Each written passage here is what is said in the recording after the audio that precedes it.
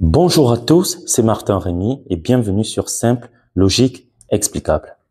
Nous allons amorcer aujourd'hui une série d'exercices pour le compte des travaux dirigés de mécanique du point matériel. Pour ce faire, nous allons analyser les exercices qui sont proposés par le TD numéro 1 du groupe 1 de l'Université de Yaoundé 1, bien sûr, en licence 1 physique, pour le compte de l'année 2024. Donc, pour le premier exercice qui nous est présenté, on nous donne un champ vectoriel que vous avez f qui vaut 3xy moins y carré porté par j. On demande en première question de calculer la circulation parce que l'intégrale sur un chemin de f scalaire dr n'est rien d'autre que la circulation.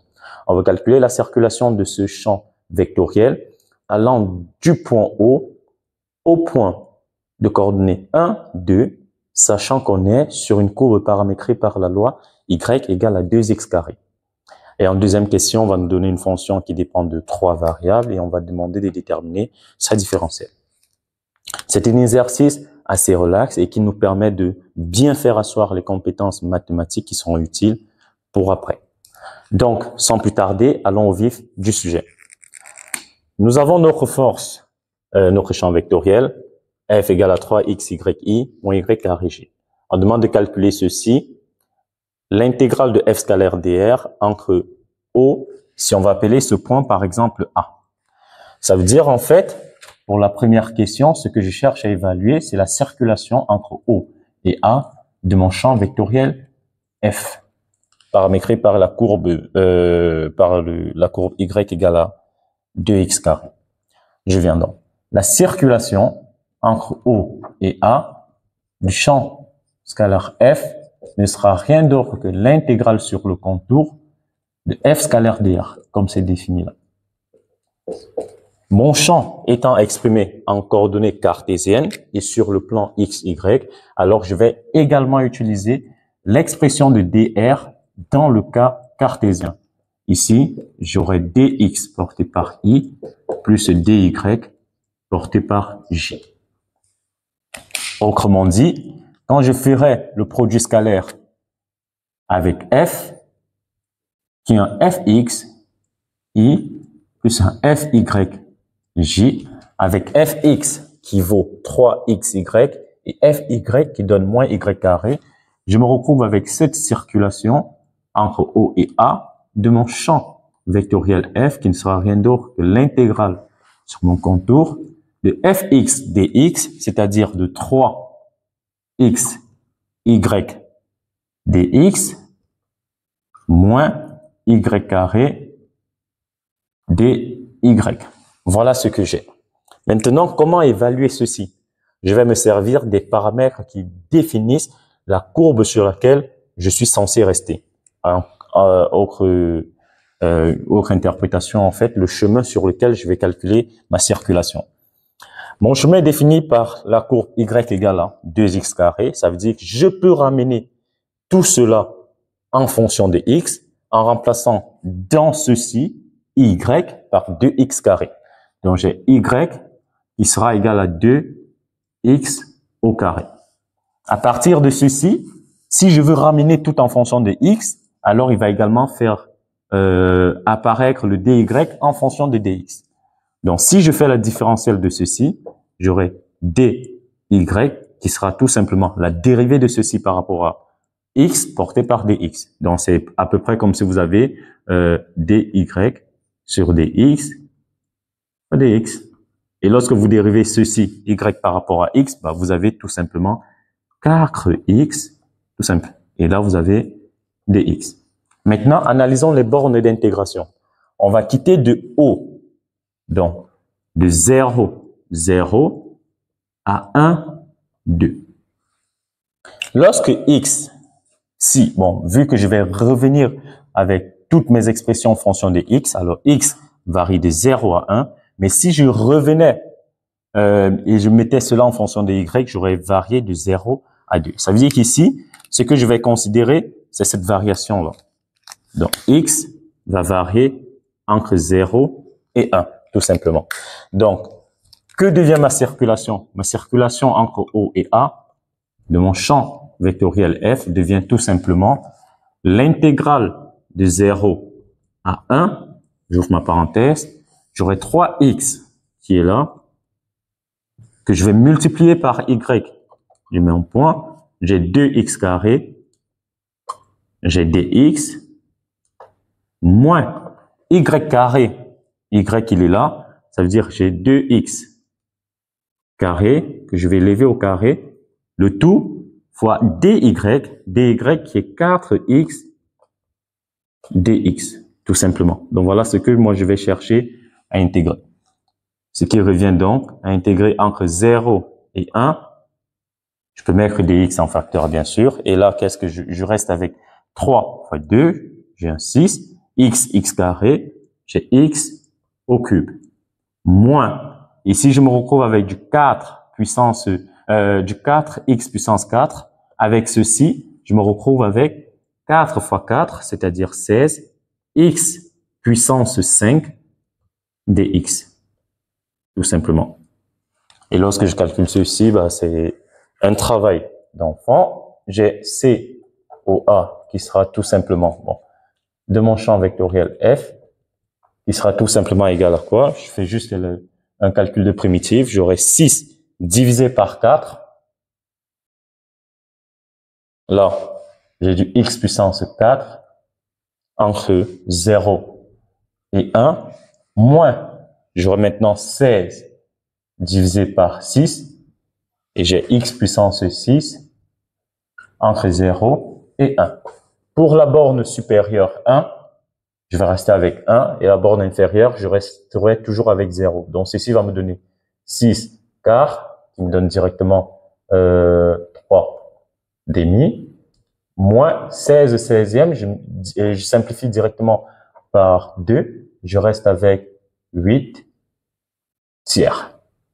Donc ici, j'ai 9 moins 16 divisé par 6, ce qui me fait moins 7 sixièmes. Donc, la première question est terminée.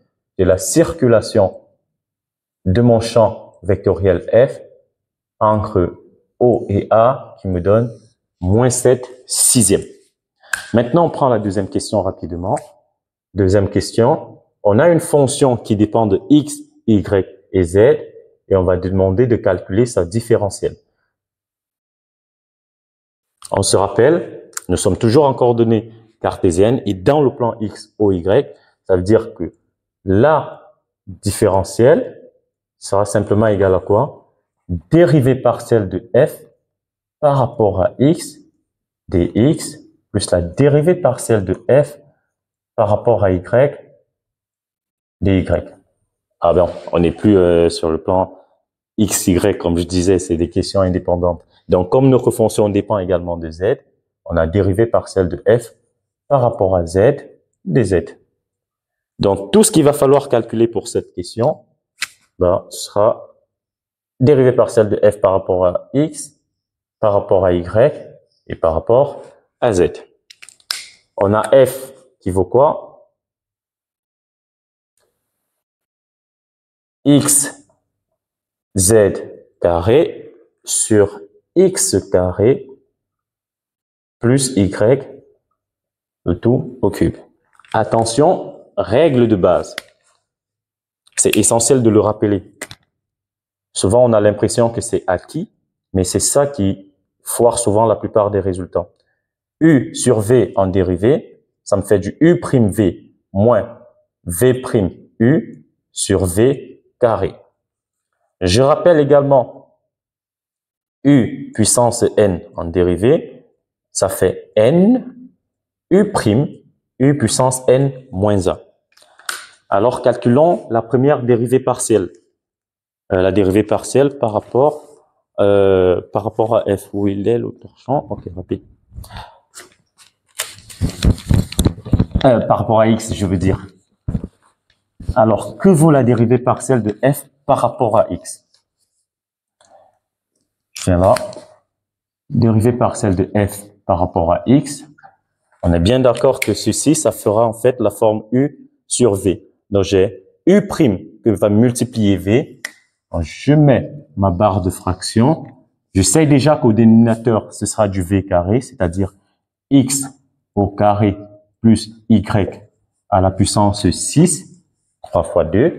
Maintenant, U'V, U', je prends ce qui est là, je vais dériver par rapport à X. Il va rester Z carré. Z carré qui va multiplier V, qui était X carré plus Y à la puissance 3. Moins V'U. V'U. Je vais prendre ceci que je dérive par rapport à X. Et là, vous voyez que j'ai du U à la puissance N.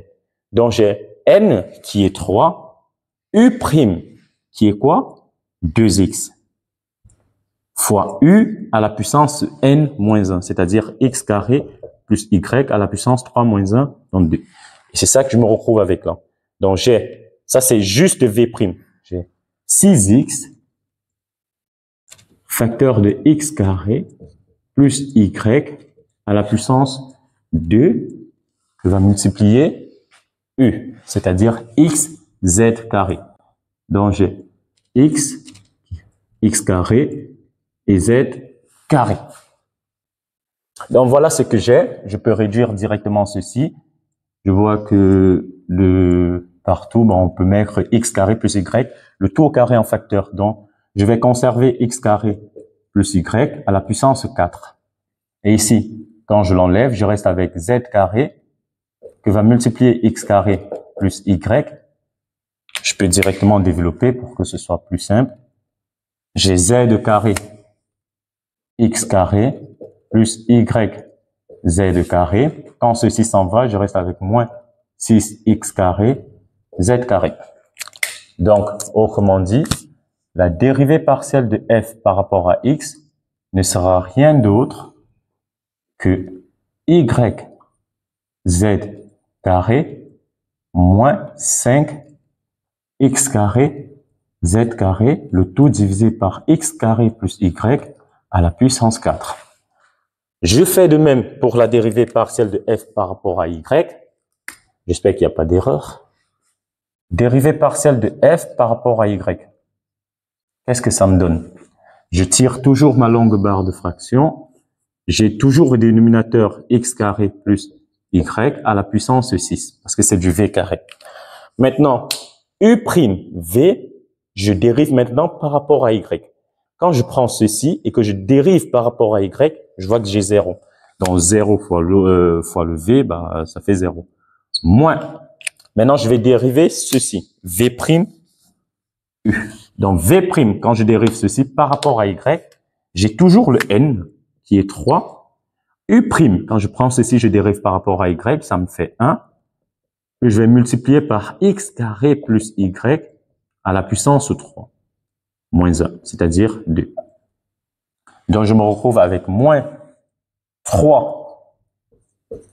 carré plus y élevé au carré que va multiplier u, c'est-à-dire x z carré. Et à partir de ceci, on peut direct simplifier et on voit que la dérivée partielle de f par rapport à y sera tout simplement moins 3x z carré sur x carré plus y à la puissance 4. Alors, la dernière dérivée partielle qui nous reste à calculer, c'est la dérivée partielle de f par rapport à z. Le même travail, longue barre de fraction. J'ai x au carré plus y que je mets à la puissance 6 pour le v carré. Maintenant, u'v, u', je vais dériver ceci par rapport à z. Et quand je le fais, j'ai directement 2xz. Donc là, j'ai 2xz que va multiplier quoi? V. V qui est x carré plus y à la puissance 3. Moins v'u. Quand je viens ici, je dérive ceci par rapport à z. Je vois que ça dépend même pas de z. Donc j'aurai tout simplement 0. Et quand je viens là, j'essaye de simplifier.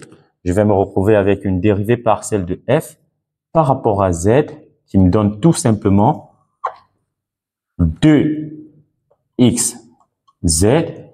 divisé par x carré plus y à la puissance 4.